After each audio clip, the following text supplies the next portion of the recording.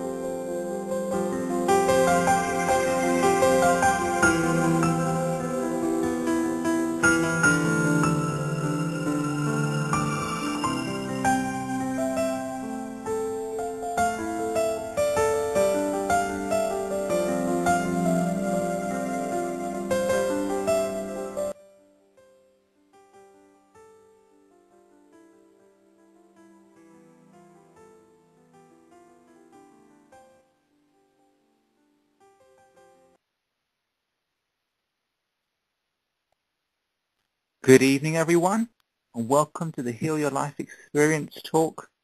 I'm Nick, and today we will be joined by the fabulous, the most wonderful Gill Fell, who I met recently in Liverpool. She has an amazing life story. Whenever she speaks, we all want to clap. So I thought it'd be really nice to bring her on, have a chat, hear her story so that all of you can be inspired, and she's got plenty to tell us about her journey, where she's been, where she is now, and what she hopes to achieve. So hopefully she's there ready to talk. Jill, can you hear me? Yes, I can, Nick. Hi. Yay! Am I coming across Yay, clear? it works. Fabulous. Cool. So let's begin at the very beginning. Where were you born and what was your childhood like growing up, and just take it wherever you want to. Oh, okay, Nick. Well, it was quite ordinary. I was born in a place called Walton in Liverpool and grew up with a big sister, 2 years older than me. We lived in a very small house in a tiny town called Lydiate, and then my parents both got decent jobs and we moved to this fabulous place called Formby, which some of you may know, north of Liverpool, and went to a convent grammar school in Crosby, run by nuns, so quite a strict upbringing, very Catholic, and so it was going to church every Sunday and quite a lot of religious beliefs in my early years. So, and then didn't really enjoy school, didn't really achieve very much, failed my O-levels apart from two, English, Lit and Biology, did okay at them, but then retook them, and then the major thing that happened for me was I joined the Navy, joined the Wrens in 1979. So that was a great thing for me to do, is to and become a physical training instructor for the Navy. So that was my early years. So that was up to about 18. Failing exams was the highlight. Sorry to interrupt, but that's a really interesting point. Joining the Navy as a female back in the day, did that present any kind of issue, or was it just happy sailing, literally? Yeah, well, it was a lot of issues, actually, Nick. Ones that wouldn't be tolerated these days. Being a woman in a man's environment, which it was then, because there were very, very few Wrens and a lot of sailors, obviously. It was quite a challenging time, and I think at that time I had really quite low self-esteem for my own self-worth. So as much as I was quite good at teaching people to jump through hoops and motivate them to get fit and healthy and, have some fun, I actually took a lot of the, I was going to say abuse, which it would be classed as that now, but at the time, maybe it was called banter. There was one woman in an office full of, men, and we did take some stick, Nick, to be honest. We took a lot of stick. So I think that if I'd been a stronger person, if I knew now, Christ, everyone says this, doesn't they, when they get older, if only I knew then what I know now, it would have been a different story. But it was thoroughly enjoyable. I did have a great time in the Navy. Because the best thing about it was the camaraderie. We were all in the same team. We were all working together for the same cause. So you did have a really good sense of community during those years. But I didn't stay in that long. I left after about 7 or 8 years and started a career in the leisure industry. Sure. Actually, I don't want to dwell on your career in this part of the field too long because I know that you've got lots. But that's always been fascinating because I've never ever had any links to the Army or the Navy or any kind of regiment or structured discipline. So, Yeah. and I know that Abraham Hicks have said that it's more than fighting or it's being part of a team. It's the life flowing through you that drives people to join the Army and all of that. Would you say that was what you saw, or what were the motivations for you and other people being there? Oh, yeah, definitely. It is, the way that's said there, the life flowing through you. Well, it was certainly that for me, because the minute I got on a train from Lime Street in Liverpool to join the Navy, I had to go to Reading to do basic training. I was so excited for it. I was really open to it all. I even liked the discipline. I loved being part of this group of people that all had a common cause.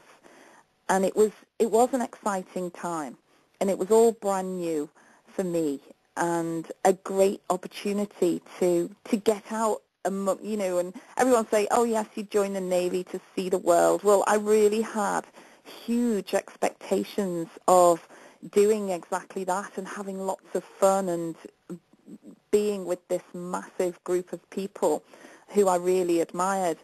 I never thought about war. I never thought about anything to do with, fighting, or it just never entered my head. I was probably quite, a naive 18-year-old who just thought, yeah, great, go and have some fun and, get away from home and do something that's going to give you a career, or, that was probably my train of thought more than, going to fight for my country. I'm a very, I love the thought of being patriotic, but don't think that was my key focus at that time. Sure. Okay, so what happened next? You said that you went into the leisure industry, inspiration, motivation. Tell us about that. Yeah, well, the great thing about getting the training in the Navy as a physical training instructor was that your job was to motivate people. It was to cheer them up. It was to go into the office and do a headstand on the table, or, to crack a joke, or you were there to inspire people to achieve more, to be joining in with team sports and getting out there and getting themselves fitter and healthier. So when I left the Wrens, I then stepped straight into work in health clubs, doing much the same thing. Getting people to participate in various sports, health and fitness. I managed, I was one of the managers at Fareham Leisure Centre. I also helped manage workout studios, which was more aerobics at the time. When Jane Fonda was out, that's what we were doing. Leaping about with leg warmers on was quite fun. So it was largely about getting people or helping people along with the feel-good factor, the ability to cheer someone up, to crack a joke. We were always the court jesters. You know, we were the ones that made people smile, and we were looking to get the laugh. So it was quite easy for me to make that transition into the leisure industry. And I did go on to run my own fitness consultancy. I started a big slimming club. I started it with one person one day, one Tuesday night. I put a big advert in a newspaper and said, you know, get fit and healthy and lose weight the healthy way and with just good healthy eating and exercise. And I got one person turned up.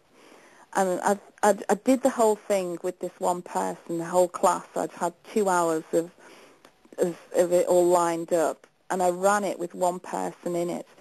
And I could have given up after that, but then on the Thursday night, 5 people came, and the next week 10 people came, and so on and so on. And in the end, I had about 500 people a week turning up to these classes. So that made me think, well, you don't give up. You know, you just, if you really want to do something, you don't give up when it seems a bit flat to start with.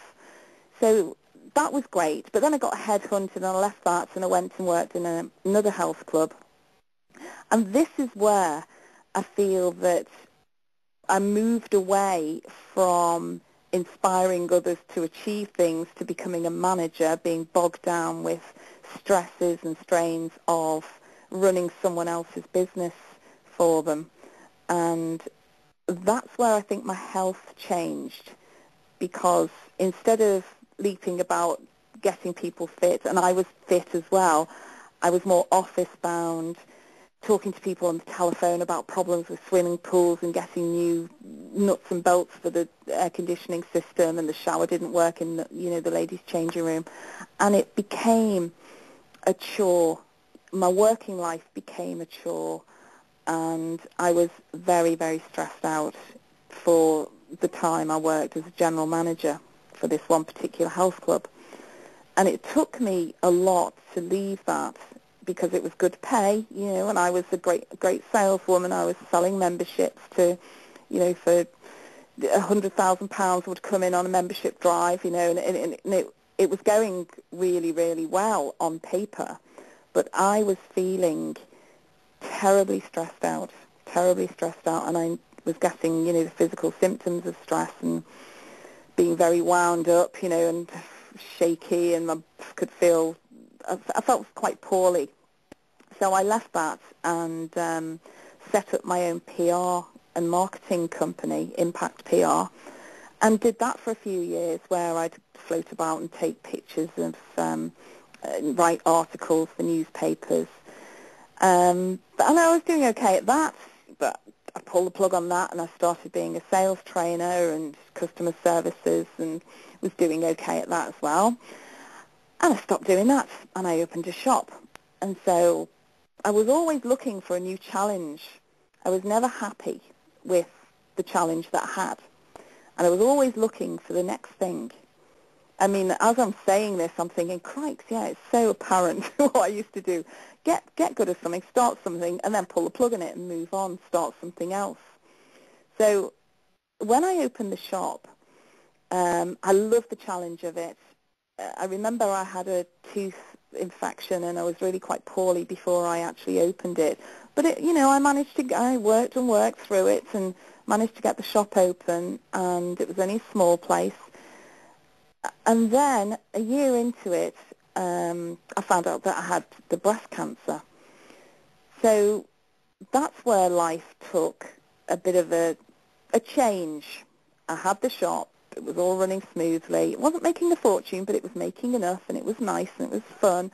And we were, again, with my little team of people, we were making people happy, because we were finding great dresses to wear for weddings and nights out, and we were accessorizing them, and it was all great fun. It was like who Gok One is now, that was us then. We were doing it and we were working at it. But then the breast cancer came along and I carried on. We were doing fashion shows, and even on the day that I had the breast cancer surgery, I had a fashion show in the evening, and I was saying to them, no, I can't have surgery on that day. I've got a fashion show, and the consultant just said to me, no, Jill, you're not going to a fashion show. You're having surgery. So, but the girls did the fashion show for me. But I carried on being a manic person. I was wanting to keep doing more and more, and while I was having radiotherapy, and I was online buying more clothes for the shop and juggling it, where people would ring me up and say, oh, I can't go in today, oh, you've got to go in, it was still, I was making myself more poorly because I was allowing myself to continue with my mentality, which was of, I must keep busy and I've got to be doing things all the time. So I got an opportunity to sell the shop to the girls who worked for me. So I did that. I sold the shop and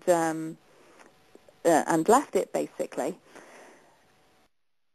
And then after that, I didn't really find a niche for myself. I was bobbing around looking for what to do, and I went back into training, and I still wasn't very happy at that, but I was looking for something else constantly. And then I got poorly again with the medication that they put me on, tamoxifen, which is a breast cancer treatment for 5 years. I ended up needing more surgery because I needed a hysterectomy. So I went in and had a hysterectomy. This is now about 2010, where they did my keyhole. Oh, it should have been all lovely and hunky-dory, except that they made a little error and nicked my ureter. So that meant I had a stent put in and they took it out, but I ended up with a bit of scarring on the kidney. So after that, I was still a bit poorly. I'd started helping my son, James, who had opened a company called JW Interiors, and he was doing furniture and painting it, and I was working with him. We opened a market of a great big 5,000 square foot warehouse full of antiques and traders, and it was all going really well, but then something went wrong with that, and that was all highly stressful. And still, I'm going along. My father passed away, quite a, not a very nice way to die. He had mesothelioma, which is an asbestos-related cancer. And that was all, we were running about. And even though I'd had breast cancer, a hysterectomy and lots of infections and a poorly time, I was still out there manically trying to earn a living and do things right, and getting frustrated and irritated, and just not recognizing, as Esther Hicks would say, the indicators. I was not listening, and I did not pay attention at all to these indicators. But my father passed away, and my son got a different warehouse, and he was okay doing that. I think he sacked me a few times, but that was okay. That was quite a humorous time. But even we were at loggerheads with each other, saying, well, what's going to happen? It was all very stressy. So after one particular bout of a kidney problem, I had a scan, and the consultant told me that I had a tumour on my stomach. Nothing to do with the kidney. It was on the stomach. So off I go into hospital, and I have the stomach gist. It was called a gastrointestinal stromal tumour. So I had that removed, and it was a low-grade cancer, but they got it all, and so I didn't need further treatment. So that was the 2012 then. And I still wasn't listening. Still, I had a massive, great big six-inch scar down my stomach, and it was only when I was lying on my sofa at home, I thought, why are these things happening to me all the time? Why do I constantly get something else?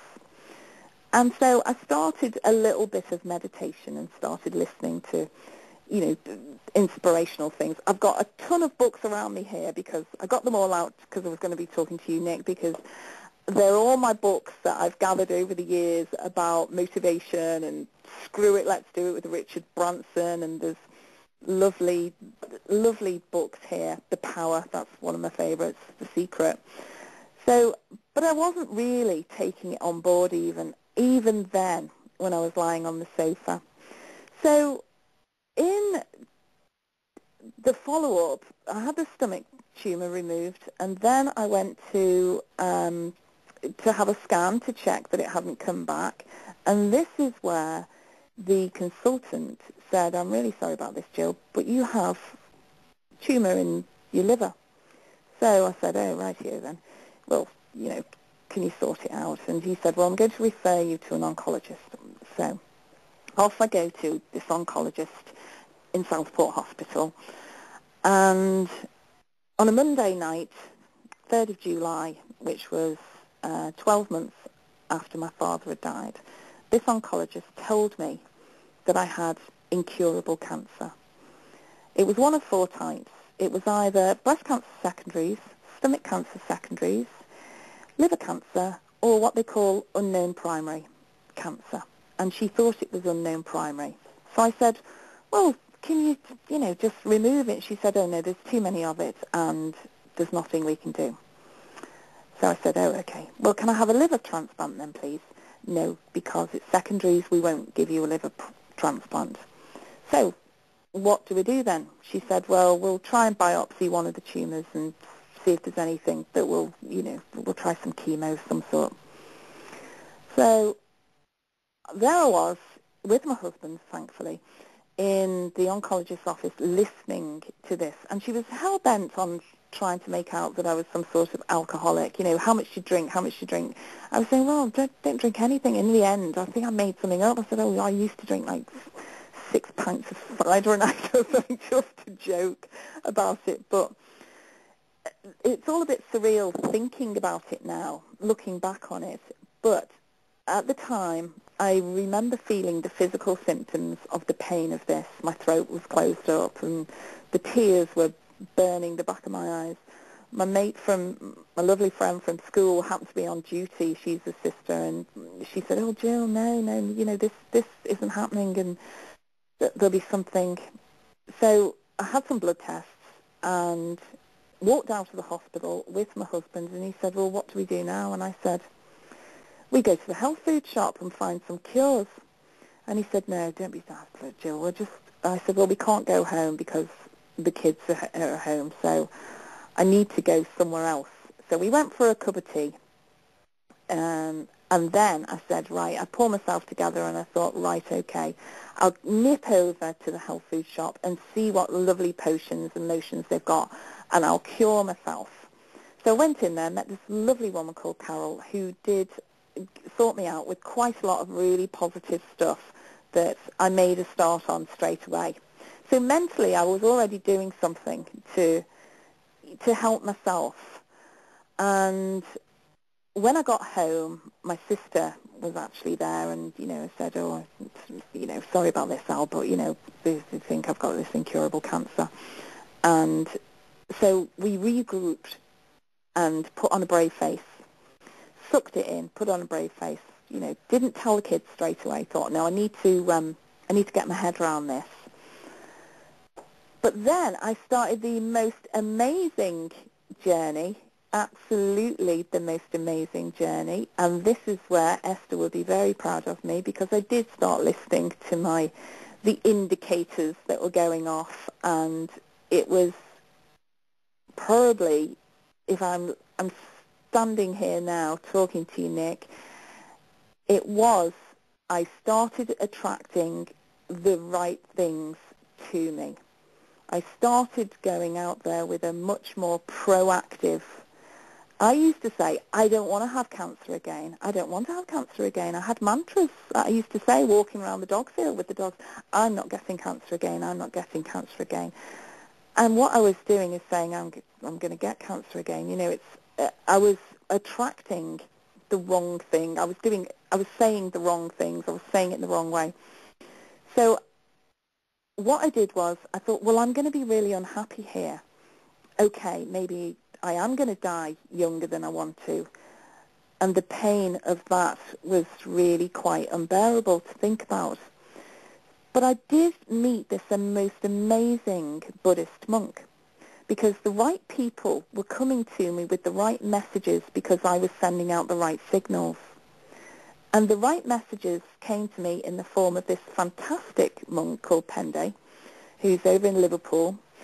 And I had a coffee with him, and he said, "Oh, Jill," he said, this is terrible. Okay, right, what you've got to do is meditate."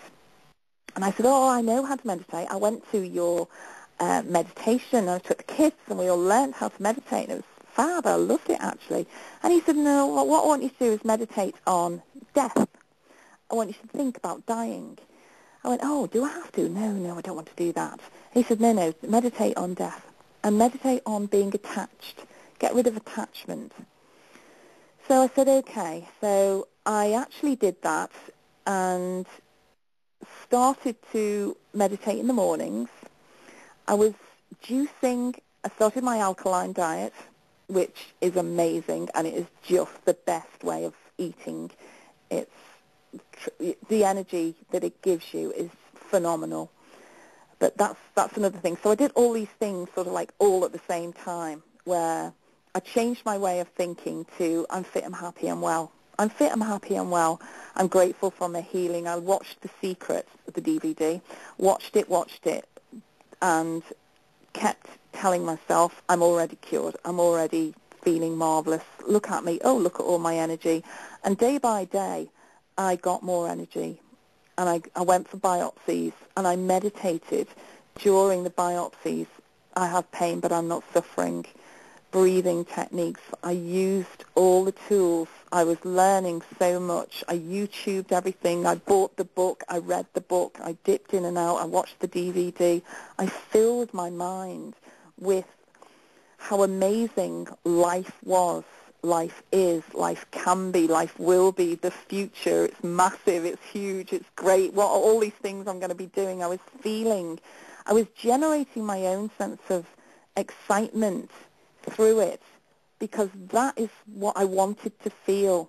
I wanted to feel happy and excited and challenged, and I'm learning so much, and I'll be able to tell other people about it. And the biggest thing was, the more I focused on compassion for other people, the less I was bothered about myself. And if I got the thought into my head was, oh God, I've got cancer, I'm flipping out, oh God, it's all out of control, and blah, blah, blah. But I didn't. I flipped it. I got another book called Flip It. I'm sure you know that one. And I flipped it. As soon as the thought, I gave myself a 10-second rule, and I had to get rid of it. I had to get rid of the thought and get back to happy. I started writing a workshop, Back to Happy workshop, and I was thinking, right, what do you have to do to be back to happy? This is pretty tough. I know people out there are going through bad experiences. Maybe once I've written this and learned a few more things, I can leave it behind for people to make use of. So my journey was probably fairly difficult in some ways, but really enjoyable in many other ways. And every hospital visit, I'd said to myself, right, I'm here for a reason. Who am I going to meet today? Who am I going to be able to have a chat to? Who am I going to be able to tell? And I used to tell people anything about the sketches, how comfy they were. And, what are you doing here today? And, look at the sun shining. Isn't it fantastic? I wonder what they're doing tonight. And just any old bit of chat or gossip or whatever I could think of to distract myself and others. I had ultrasound scans. Some consultants said, oh, they've gone. Oh, no, they haven't. Oh, they're there. I had ups and downs like you wouldn't believe. And two biopsies on the liver, which are it's quite a tough thing to go through. But I met amazing people during these, consultations, and I met lovely nurses. I had a nurse, actually Sarah Cox, who is a fantastic lady, used to ring me up on a Friday and go, Jill, you've got to think about this. The Macmillan were mentioned, and primary care, and, this sort of thing. And I was going, no, honestly, I'm fine. How are you? And I would just turn it round and say, well, how are you? You've got a difficult job. There's this poor woman going to work every day dealing with people who've got cancer.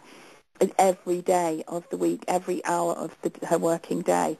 And I was saying, well, Sarah, how are you? How are you? Are you coping all right? She goes, no, Jill, we've got to talk about you. I said, no, I'm fine. I'm really fine. Don't worry about me. I'll deal with things as and when I have to. And right now, I feel marvellous. Are you sure you've got this right? And she would go, yes, Jill, of course we've got it right. You know, we don't get things like this wrong. You know, I really do want you to start thinking about it. But I didn't want to think about it in those terms, and I didn't want to just go down the path of misery and pain and suffering because of what my people, my consultants were telling me. In the end, Nick, as it turned out, 4 months later, or 4.5, nearly 5 months later, I got a phone call to say that another oncologist had had a look at the scans, and because of the results of the biopsies, which were all normal, no cancer, a PET scan, no cancer, they decided to say that there was a 90% chance that these were benign adenoma and not the cancer that they thought originally. So I thought, oh, really? Well, marvellous. That's great. And so what happens to me now is I have a scan, and I've just had another scan, and on the 25th of September or whatever, I'll go back for the results. But I don't even worry that going for scans and things like that isn't me. It isn't who I am, and it's not what I'm about, and it's not what I'm for. Whatever the results are thrown at me are only what people say to me. It's what I think and how I feel and what I know that is reality. It isn't what people say to you. Anyone, even if it is a consultant. So this is where the fantastic journey is really only just beginning, because the toolbox, I love to call it, of all the, some people say crazy, wacky things that I've tried out. I've tried and tested so many different things, binaural tones, meditation, and standing on one leg and yoga and hugging trees. I've had a go at the lot. I've camped out on a balcony, you know, in the house. I've done all kinds of things to try out what actually made me feel happier. And so that's now where I am, and that's where Inspire Yourself now has really come from, because I'm so excited to be part of a group of people, and the people I'm meeting, like yourself, Nick. I mean, it was coming to your Law of Attraction meeting that's given me the, yes, of course I can do this. It's what I've wanted to do for a long time. So why not just do it? Get out there and do it. So basically, that's it in a nutshell, and that's where I am now, just just enjoying every day. I'm a work in progress though, Nick. I'm not perfect by any means. What I say is I'm positive, not perfect, but what I do is I try and flip things back to being positive if I get any doubts or negativity. And I've got a massive group of friends and Facebook people who some of them never met, but they are the most inspirational people that I know. And the right people are just coming, and the right places and the right things are just opening up now. Over to you. Wow, that is absolutely incredible. Okay, so let's work through some of the points that you talked about. The Navy, fitness, sales, PR, marketing, all of those are very disciplined, very focused industries. Have you found that that's worked for you, against you, a bit of both? Does it help you now? Is it something that you let go on? Discipline is something that I grew up with, Nick, being in a Catholic environment, and I've got a mum who's a Catholic, and life has been very, very disciplined, and in one way, I think that's really great. But in another way, I think I've found it a bit restricting because I haven't allowed myself to flourish in a natural way. I think I've had this like, no, you're not good enough type thing hanging over me. You're not rich enough, you're not good enough, you're not capable enough, you're not clever enough. So in that way, no, I think it's held me back. But that's just led me to where I am now. So I just say, draw a line and then step over the line. And then what's the future is the future. Leave the rest behind. So I am quite disciplined, which is great where it comes to the alkaline living. Obviously, when somebody tells you you've got incurable cancer, that does tend to bring a certain amount of discipline to you because you think, oh, yikes, I need to do this now. Oh, gosh, it's my last thing. I've got to do it. Beatnik, sorry. Wow. Oh, no. Commenting. No. Ooh. Ooh. I'm just Well, oohing and ahhing at you. that's really nice. Thank you. Thank you for your oohing and ahhing. The discipline with the diet, because I became a raw vegan for many months and gave up everything, sugar, alcohol, anything acidic went, because I'd researched and believed that a lot of cancers thrive on acid. So that discipline came from part of, yeah, you can do this, of course you can, my upbringing, but then the other part is is that, well, what's the alternative, is you carry on. I know that a friend of mine, she said, oh, Jill, just go out and drink and have a good time, life's too short. Flipping heck, yes, it is too short. It's too short to be going poisoning myself anymore with bad food. I'm not a dustbin. Don't fill myself up like a dustbin. But this is, like I said before, I'm a work in progress. Now I do allow myself a little coffee, a biscuit, a bit of cake every now and again. So I do have some sugar.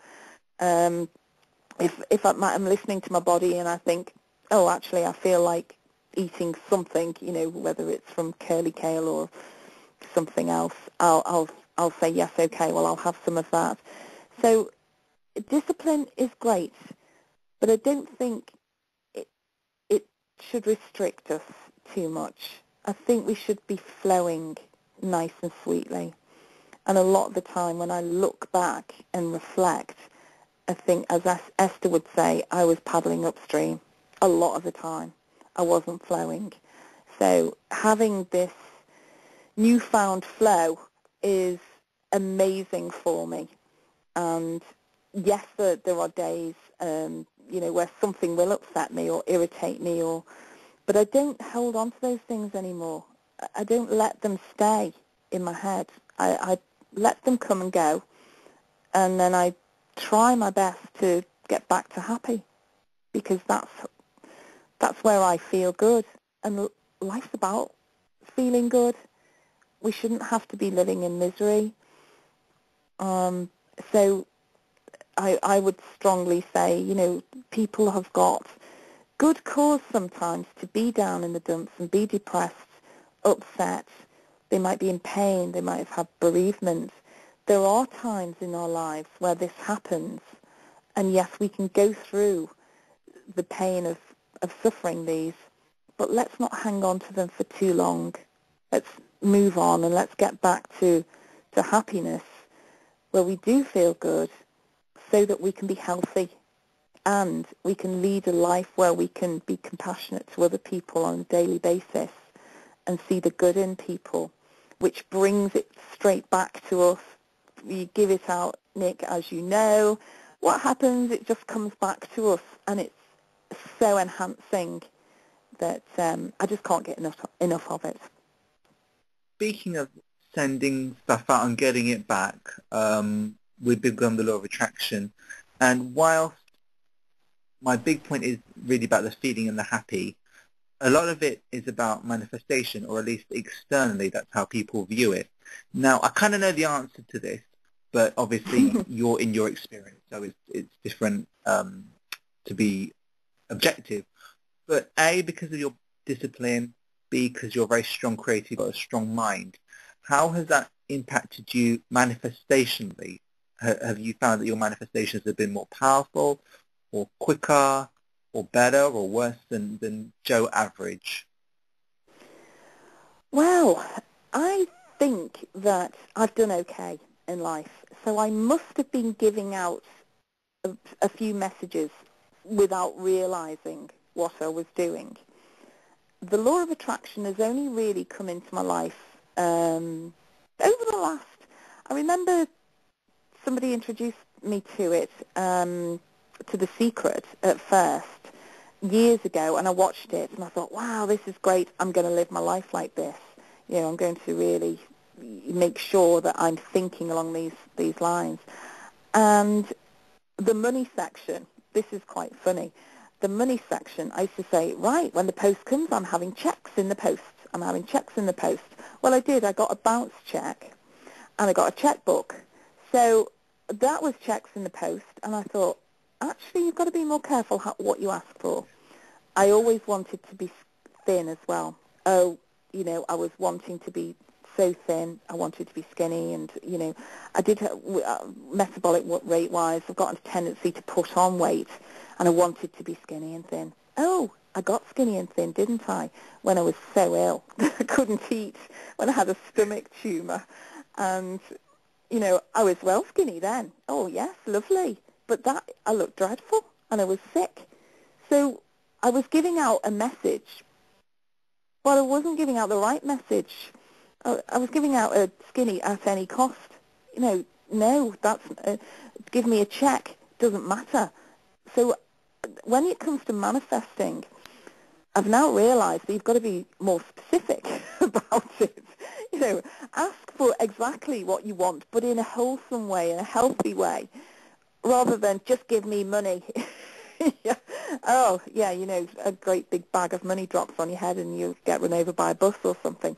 No, you need to be There's an image. accepting and grateful. Sorry, Nick, what was that? There's an image. Yeah. Yeah, sort of like with a big load of like pound notes or fivers all around you. Yeah, it's asking in the right way, with the right intention.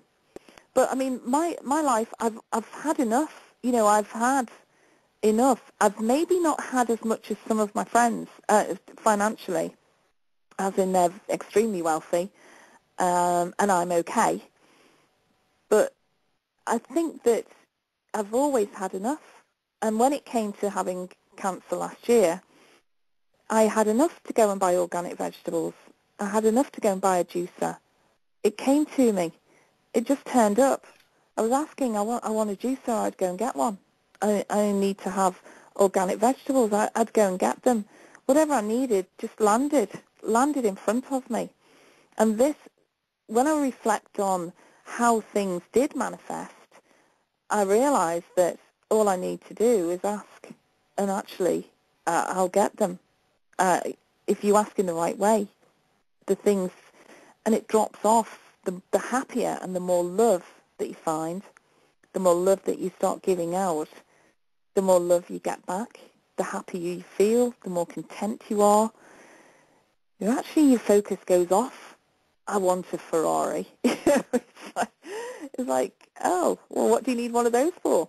And in fact, the lovely thing about studying the Buddhism is you actually need much less. I'm not a Buddhist. I'm not. I'd love to be a Buddhist, but I don't think I could be that good. It's a beautiful, beautiful way of living your life, and I'm trying to get as much of the Buddhist approach that I can do because it is so beautiful. But I really think that religions in general are beautiful and with good intentions. So, if someone wants to have a chat to me about another religion, then it's absolutely great. But doing the meditation and doing the stillness gives you random feelings of happiness.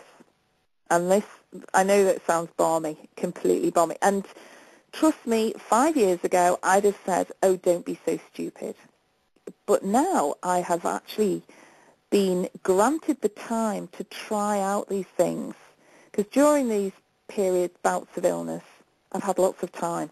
I've had loads of time, and that's been a blessing because I've managed to sit and meditate and practice and meditate a bit more and go and talk to a Buddhist monk and go and see this person and go and chat to that one and read that book and look at that DVD. I've been given this opportunity of time where I've got back to basics, back to nature, and being in love with life, which I think is the first time in my life that I've really respected it. I'm enjoying it. I'm waking up in the morning. I wake up. Obviously not drinking. I'd never have a hangover, which is incredible. So I'm just loving being alive and being grateful every day. And we do have a laugh, I'm saying my friends and I, we sit and have a chat and everything. And I go, well, today, my great news is I have a pulse. I woke up this morning and my pulse is going and the world is good. Look at me, I'm walking about and, the day is great. But the 8 years ago, I went on a course with this chap called Andy Bounds. He's a brilliant presenter in Merseyside. And he said, well, what do you want to do, Jill? And I said, well, I want to be a motivation speaker. And he said, well, great, you'll be one. And we spent, a couple of days doing this training, and after that I was going to be a motivation speaker and get off.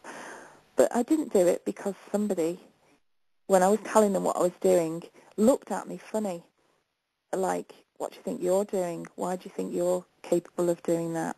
What makes you think you can help people? And I never did it.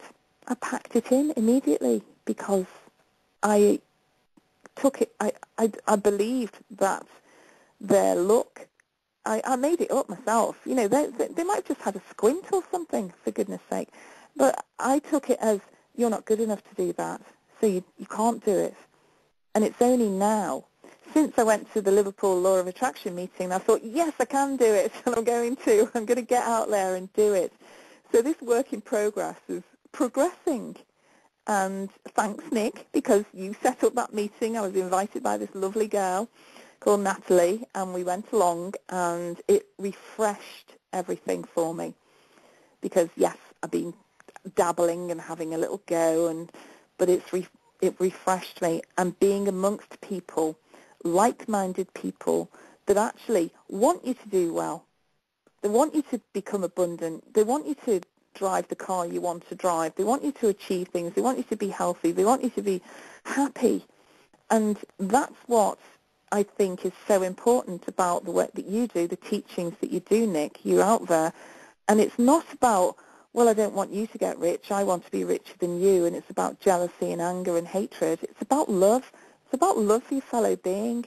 And that is what I'm really excited about, is being a part of this future that we can all create together, because we can just say something nice to somebody which will make their day. We can maybe smile and make their day. We can change things. And it doesn't actually cost that much to do it. In fact, a little smile doesn't cost anything, but it can change somebody's day.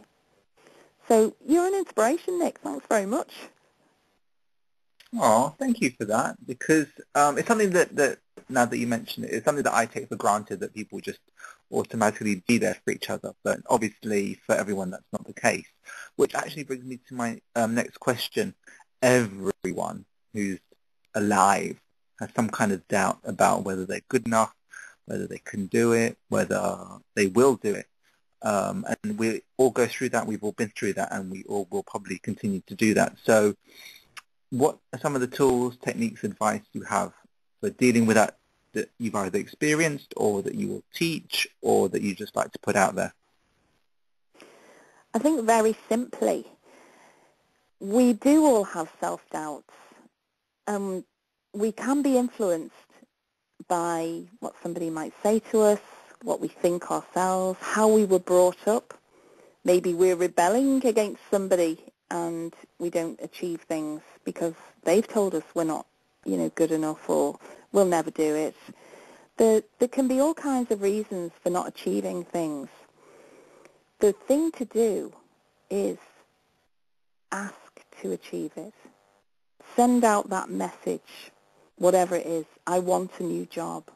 I want a new job where I'm going to be really happy. I want this job to be so exciting that every day when I get up in the morning, I just can't wait to get there and be working with great people, and we'll have a social life and we'll go out for lunches, and then the work will be flowing in, and that key word is flowing. I think we've got to just get our minds to be so proactive in being a lovely stream of flowing forward into the things that we want and that are going to come to us. It's just to keep thinking, I can do this. I am doing it. I'm happy along the way. I'm loving it. It's absolutely amazing. Look at me now doing this thing that I'm doing. I'm so grateful. Oh, and by the way, I love that rose that's growing in that garden. It's keeping the focus on all the beautiful, positive things and not that nagging little thing in the back of your head that's saying, you can't do it. Oh, what makes you think you can do it? Because I want to squash those little thoughts. It's our thoughts that create our future, and we've got to realize that as soon as we can, because what we think we become. And we need to think that we're great, and we need to love ourselves, because we deserve to be loved, most importantly, by ourselves. And just think, yeah, actually, I'm all right. What's there not to like about me? Why can't I go out there and just help people? Why can't I say something? You do have to hope that the right thing comes out. Sometimes you think, oh, please just let me say the right thing. I've been spending quite a lot of time with a beautiful girl who's been going through chemotherapy. She's only 23, and she's been going through chemotherapy for a blood disease, Hodgkin's lymphoma. And she's done it in such a way that she is an absolutely outstanding member of the community. She's just her head held high and to inspire other people along the way. And I take so much from her, even though I've been having little coffees with her and we've been like, right, okay, looking at the acidity levels and alkaline living and doing juices for her and joining in with chats about being positive. But there's people that you meet all the time that do inspire you. I'm inspired every day. I mean, on the meetup group now, I think there's 37 Felsters, which I'm so proud of. Thank you, all the people that have joined that group.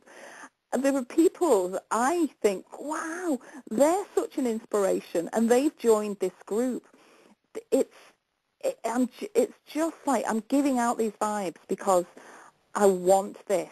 I want to be a part of a great big community of people loving life. And yes, we will have our moments where something tragic happens, but when you're in a community of really good, positive thinking people, then you don't need to stay there long.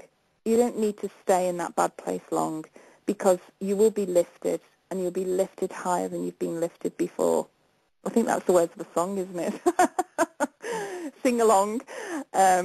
But it's having that flow. I would say knock out in 10 seconds the bad thought, because it is only a thought. That's all it is. Squash out the bad thought and get a really lovely, positive distraction thought in your head.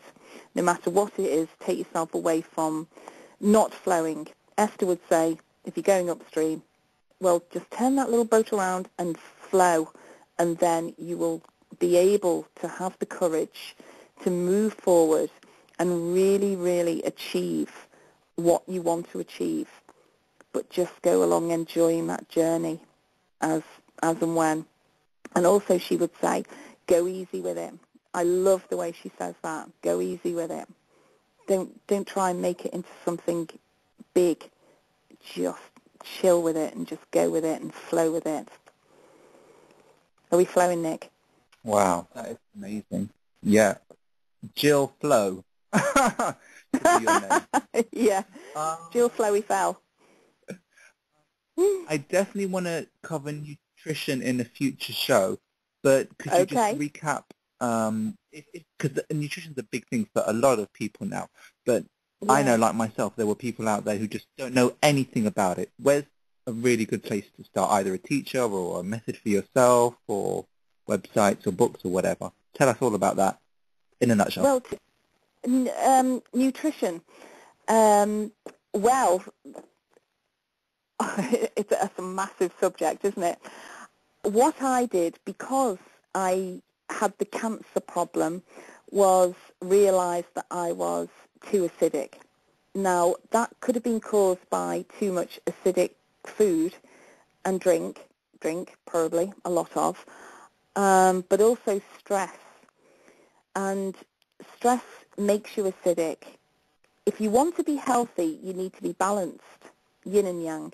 You need to be balanced. So therefore, you have a balanced mix of nutrition.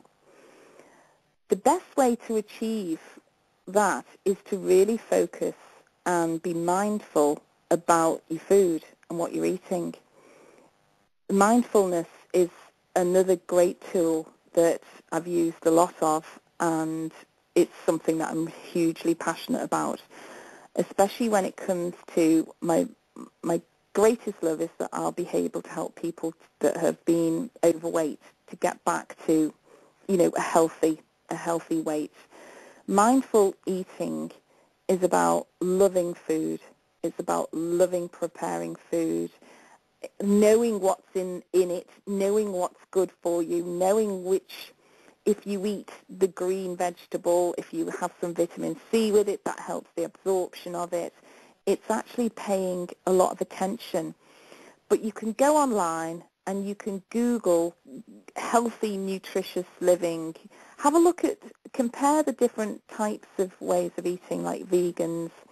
What does having dairy mean? What does having gluten mean? What's in bread? What do I eat and what's in it? Why am I eating it and what good does it do me? Because once you start breaking it down, you think, oh, what do I want to eat that for? I don't really want that anymore. So it's getting Google. I bought Alkaline Living cookery books, and there's tons of them, absolute tons.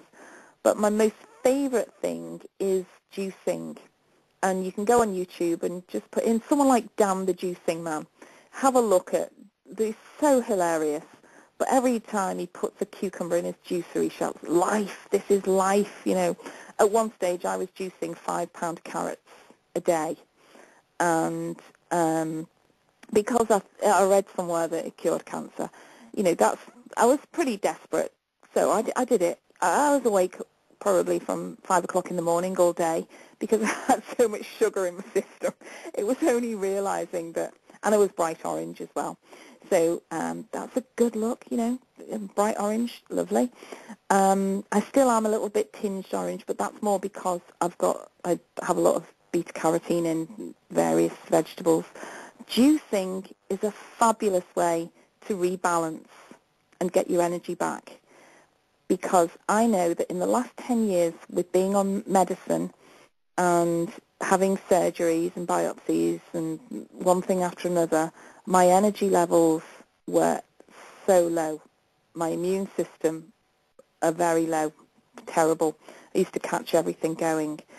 I've been juicing now consistently for 12 months. My energy levels are flying high. I cannot. Some days I think, do you know what I've done today? I have got up, I have been to the gym, I've walked the dogs, I've been to the shops, I've done some housework, I've done some work, I've had a chat with the neighbour, I've been round to my mum's for a cup of tea, I've done this, and it's 6 o'clock and I'm not asleep. It's just amazing the amount of energy that I have now got because of 12 months introducing. Nothing is a quick fix, Nick. You've got to decide to make a lifestyle change.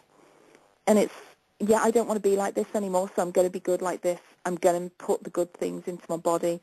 Curly kale, I just think it's the most divine stuff. Spinach, fantastic. Avocado. banana and kiwi and anything, cucumber. I make ginger infusions. Tonight I've made coriander, parsley, ginger and lemon infusions to drink. It's just a case of thinking, right, what's good for me, what can I try that's new, and getting excited about a new flavour or a new drink. Or what I don't have a lot of is fruit juices, and I only have like 2 pieces of fruit a day. I don't have any more than that. It's mainly vegetables and then some protein from, some fish, or if I get the urge, a bit of lamb, something like that. Not eat chicken, and I don't anymore. I used to, but I don't anymore. But it's making a start, a small start in the right direction, as in taking an interest in food and really starting to think, I'm going to really enjoy doing this. I'm going to enjoy food. I'm going to enjoy preparing it and looking at it and eating it. I'm going to notice, because I don't eat a lot of bread. I have 2 pieces of toast a week, which I love toast. Toast and marmalade is my all-time favourite thing. So on a Saturday and a Sunday, I have a piece of toast and marmalade. And some days I've not been mindful about it and I've eaten it and it's gone, and that's it, it's gone. And I haven't even noticed that I'd eaten it. So now I really make the most of my piece of toast. I'm looking at it and just enjoying every mouthful of it. Mindful eating is such a great thing to do, especially if put on weight and you need to lose weight, because you're just tasting your food again. You're enjoying it. If you've got nutty, seedy bits in your bread, you're noticing them. And, you can't waste your experience of eating by, just throwing it down and that's it, it's gone. So that's what I'd say, is just start taking an interest. Every time you walk past W.H. Smith, go in and have a little flick through one of the alkaline cookery books and see if there's a vegetarian book or something like that. Just take an interest, and as you're loving life, love eating as well. Love food, but the right food. And if you're addicted to carbohydrates, get rid of the addictions. If you're manifesting if you've been to McDonald's a lot or something like that and you're addicted to the fats and the sugars and the salt, once you get into juicing, you won't want them anymore. Your taste buds change. Your body changes. You're just not thinking about them anymore. So it's a really great thing. If you can afford a juicer, get juicing. Cool. And I know you mentioned this before a couple of times, but this is quite new to some people, and I know I've heard of it, but I don't know much about it. But acid versus alkali, which foods fall into what category? How do you do and choose what to eat that way? Well, again, what I did was I printed off, I went online and printed off a list of foods that were acidic and a list that were alkaline. And one of the cookery books I bought, The Alkaline Way, it actually tells you which foods are acidic and which are alkaline. And then there's a confusing bit as well, because like a lemon, is acidic, but it turns alkaline in the body.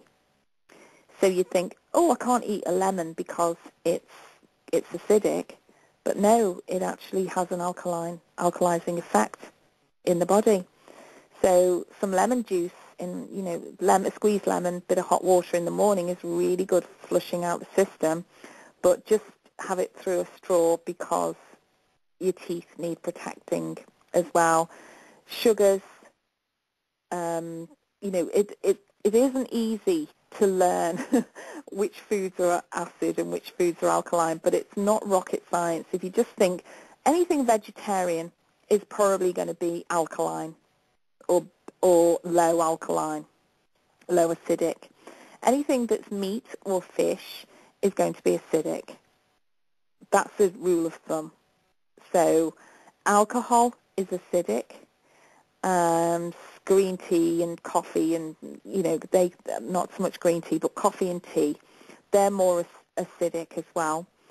So you have less of those, and more water-based things. Try and stay away from sweeteners, aspartame, and produce type packaged food that have always got some hideous chemical in. So try and make your own food. But if you're looking at raw foods that you can cook yourself, then they're going to be okay. Don't have too much pasta, don't have too much rice and carbohydrates, and go for predominantly a vegetable-based way of eating, and throw in a little bit of cheese, a little bit of meat, a little bit of fish, probably no more than 2 ounces at any one time, and take it from there. Try not to have too much sweet stuff as well, fatty stuff like donuts. Not that you'd ever eat a donut, Nick, but, Yummy. Krispy Kreme donuts, buy 12 of them. I've never eaten one of those, it's my claim to fame. No, but that's a good start, is to Google it. Cool. Okay, so we're almost at the end of our show, but I wanted to talk to you about your group, your plans. So first of all, tell us about your group, what you hope to achieve, how it will run, who should go, what happens, what they'll get out of it, and all of that stuff, and why you're doing it. Okay. Well, the group I've set up in Liverpool, Inspire Yourself Now, and at the moment it's got 37, I call them Felsters, which are friends empowering each other, loving life. And it's going to be about being empowered to take actions to improve your own life. It's about being empowered to know that you can achieve these things, and about us all joining in with each other, being supportive and friendly and caring and listening to people, what they've achieved. It's a proactive group, so you'll come with an intention, and there'll be a meditation. I'll be talking about, we'll be trying out doing alkalizing, like a bit of yogic breathing, which is a very simple meditation. Talking about how you can use the various toolbox, which includes all the things, but I'm not going to structure it rigidly and disciplined. I'm going to flow with it and see what comes out for that particular group of people who turn up on the night. Rather than me saying, well, this is what we're going, how I'm going to steer it, I'm going to just go with a nice openness and just say what people want on the evening, but say, well, let's work on getting something. So if you want to be inspired to achieve something, what is that thing? What is that thing you want to achieve? And let's have a think about it. Let's have a little minute's meditation on it. Let's imagine ourselves actually achieving it and how we're going to feel and how excited we're going to be when we get it. And in fact, we're already there. We're already healthy. We're already cured of illness. We're already in that new job, in that new house, in that new car, in that new whatever that we want to achieve. So that the Liverpool Inspire Yourself Now, and if hopefully I'll be able to manage to get some booked in other places as well. Will be about getting out there and achieving what it is you want to achieve. And with the, I will help, and other members, I know there's people coming to the group and they've got great things that they've tried as well. So we'll have between us, we'll be able to sort of like flip things, make sure that we're focused on what we want to achieve, and then go about inspiring each other to actually get out there and achieve these things. In a nutshell.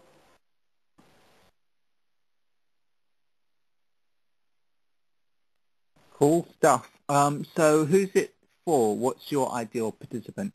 Do they need to know anything? Any advanced reading that you recommend, or can they come in blank? What's your advice for someone who's wondering, should I go? They, What will I yeah, gain from it?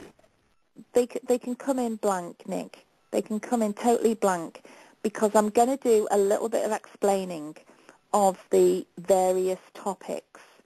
So say there's a big list of tools in the box, just say meditation. I'll actually do a short, I'm not going to spend a lot of time presenting, but a short idea, my own idea, interpretation of what I think meditation is good for and what it's about and how you can do it and the different types of it, and then have a little practice of it, and then people can take that away and have a go at it. But also, if you hate meditating, there's EFT or there's something else, there's NLP, or, you know, there's all these other things. There's the yogic breathing, there's Tai Chi, or there's other things to concentrate on and to focus, or there's mantras, there's the waking up one day and say, right, I'm going to have a 10-second rule today. It's being mindful about yourself on a daily basis.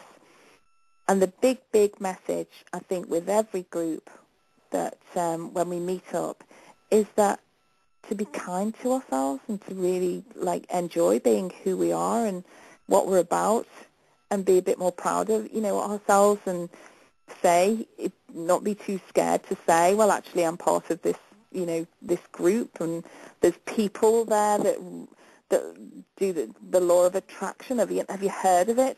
And eventually, get the word spread out so that the world can become a more positive place, and that we can be supporting each other on a larger scale. Because if we can inspire somebody in a small way, then they can go out and then inspire someone else, and then they can inspire someone else. So hopefully a little knock on. But I mean, books-wise, if you just go into a bookshop, go to the inspiration section and see what jumps off. I've got sat with me now about 30 books here, which I've purchased over the years. We've got the monk who sold his Ferrari, the secret, the power, the universal compassion, motivated in minutes. There's all kinds of great books.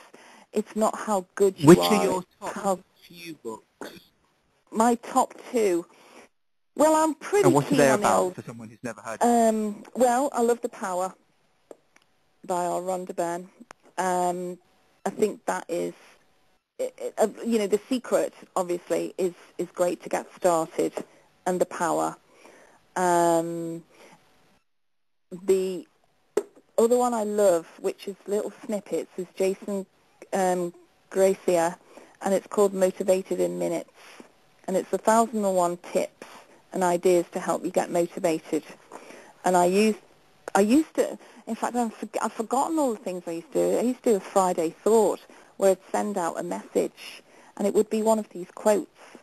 So, you just randomly open the book, and in fact, I've just randomly opened it now, Nick, at page 43, and it's, we are what we repeatedly do. Excellence, then, is not an act, but a habit. So, I don't believe that you need to read books cover to cover to get anything from them. I think actually just having a great book in your possession is sometimes a great thing. And just every now and again look at the front of it and think, right, I'll open that randomly and just see what's on that page. I've never been a good cover-to-cover book reader, and I love these books. I absolutely love them. So I would say my top two favourites has got to be Motivated in Minutes and The Power, because The Power, you can just open that any page, just flick it open. You don't have to sit there and read the whole thing. And it says, there you go, page 185, love is a shield. To take the power out of other people's negativity, not be affected by it, remember the magnetic fields surrounding each person.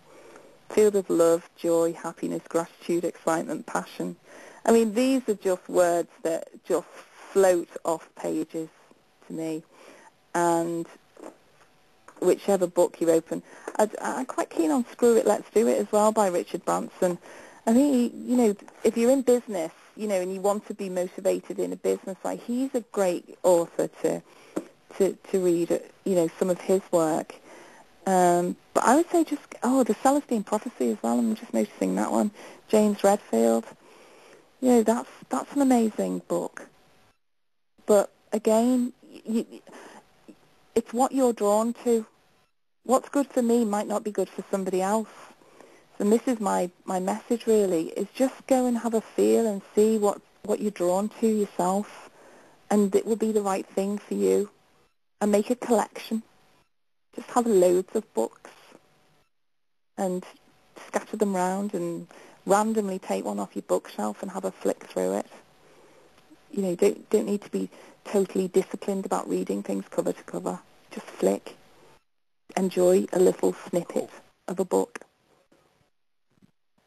Cool. Actually, speaking about discipline, what's your personal advice if you wake up and you're having a rough day, like screw all this positive thinking or screw this diet, I want to have a McDonald's, or when you're just having a rough time, which everyone goes through, what do you reach for to keep you on path?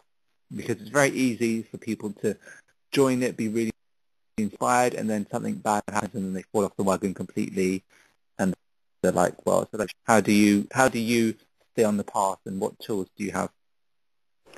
Well, because we're human, it's going to happen that we are going great guns, and the amount of times that I've met people that, especially with weight loss, that they've lost weight, put it back on, lost weight, put it back on. And I think that happens because they lose sight of why they were doing it, and they stop becoming mindful, and they stop really enjoying the feeling of what it feels like to be slim, to be healthy, to be in a good job, to have that car, because they've achieved it and they've moved on, and then they can allow themselves to slip back into old ways because they've forgotten what it felt like. All I would suggest is that you don't stay there too long. Life is for living and life's for enjoyment, and it's a case of, well, don't beat yourself up over it, because you certainly can't undo it once it's done. So go on, you ate the McDonald's. You ate the 10 donuts or whatever. You had the bottle of wine. You had a rough day. This is what I hear a lot, actually, is I had a rough day at work, so I went home and drank a bottle of wine. Now, how rough did you feel the next day when you woke up after drinking the bottle of wine? Did you feel better about it? No, I didn't. I felt rough. I had a hangover. Of course I didn't feel good about it. So why do it to yourself? And I would say, well, listen to yourself. Listen to yourself and be true to yourself. And get writing things down if you're forgetting how good it feels to have lost that weight and to be feeling confident and feeling healthy and fit and energetic. Write them down so that you can go back to it when you feel yourself going off on the slippery slope of not being where you want to be. Just think, well, come on, get yourself back, and then start to really, really enjoy that feeling. Does it taste any better than feeling slim feels? That's one thing I think when people go off the rails.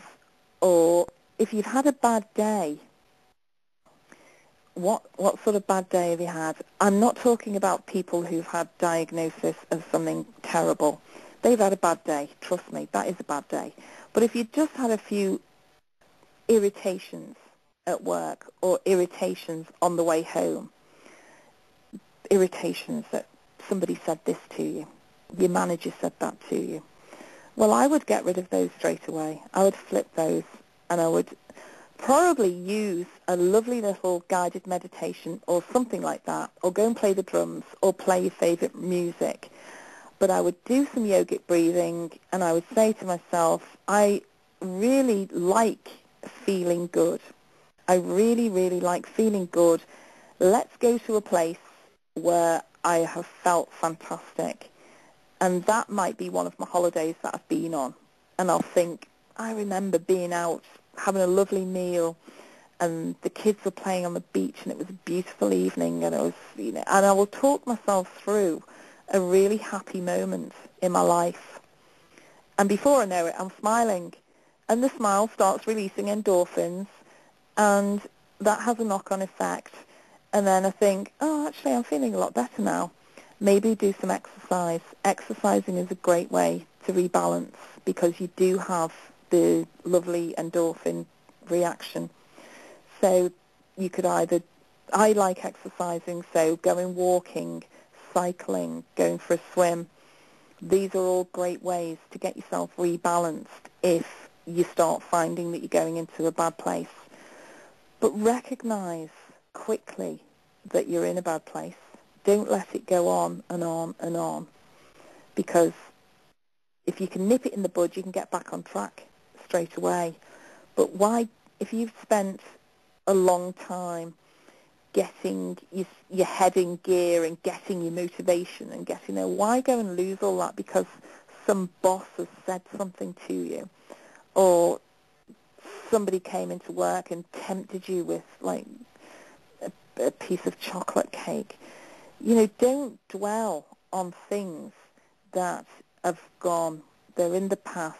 They're finished. Yeah, have a little reflect. Yeah, okay, yeah, that's fine. Move on from it, because there is absolutely no point, and it serves no purpose to keep reminding yourself of the thing that you've maybe, in your idea, you've done wrong, or they said and it was wrong, and the way they said it, and there's just no point. That's dwelling on things. So it's good to just be able to move on quickly and choose. You see, once you've tried and tested all the different tools in the box, you'll know which ones you like, and you'll know which ones can get you back to being happy and feeling good quickly. But it might be a case of trying this and trying that and thinking, oh, that's no good. I really didn't get into that one, and I love this. Or I tell you what I did do that was marvelous. I used to play Hare Krishna mantra because I'd listened to George Harrison singing My Sweet Lord. It was on the radio. And I thought, oh, this is such a great song from Liverpool, great guy, was singing that, My Sweet Lord. And I came back home and I said, my mum and my son were sitting there, I said, who is this? Who is Hare Krishna? I was so thick, honestly. What a Philistine. Oh dear, I shouldn't say that. So I realised that, it was a mantra. And so I Googled it, read up about Hare Krishna, and it's a powerful healing mantra. So I used to play that. And trust me, on YouTube, there's a 6-hour one that you can play, and I have actually played that. And now when I listen to it, I think, wow, that reminds me of last summer when I thought I had cancer. I don't think, oh no, it reminds me of all the bad times. It reminds me of the turning point in my life where I finally started liking myself, liking life, loving every minute, loving learning, loving eating, being happy, and knowing that the future is fabulous, and just can't wait to get out there and do it. So flip it. Let's just flip it, Nick. If we're having a bad day, don't beat ourselves up over it. Let's just get back to happy as quickly as we can by learning how to. Yeah? Fabulous. Well, our hour and a half has just flown by. So if you have any final closing messages for our listeners, and then we'll close. Well, Nick, no, just a final message is thank you so much for for listening to me, and it would be great to meet you one day. The meetups are there. You've got Nick's Law of Attraction in Liverpool and London, and there's my ones in Liverpool at the moment, the Inspire Yourself Now. Be great to see you. And just keep remembering on a daily basis to love yourself. Love yourself first. Look at everything that you're grateful for, and really, really manifest the feeling of excitement and happiness every day. I mean, you can try by playing some great music or ringing a friend who's always upbeat, but get yourself feeling, first and foremost, happier. And then nutrition-wise, start juicing. If you can possibly get into juicing, I would highly recommend that. But just to hang on in there and to say, yes, I can do this. I definitely can do this. And set your intentions. Good place to finish. Cool, perfect. Excellent. That's our Okay. 60-second warning. So thank you so much, Jill. Thank you to all our listeners. And no doubt we'll speak to you very soon about the myriad of topics that you can cover. Take care, everyone, and goodbye. Thanks very much, Nick.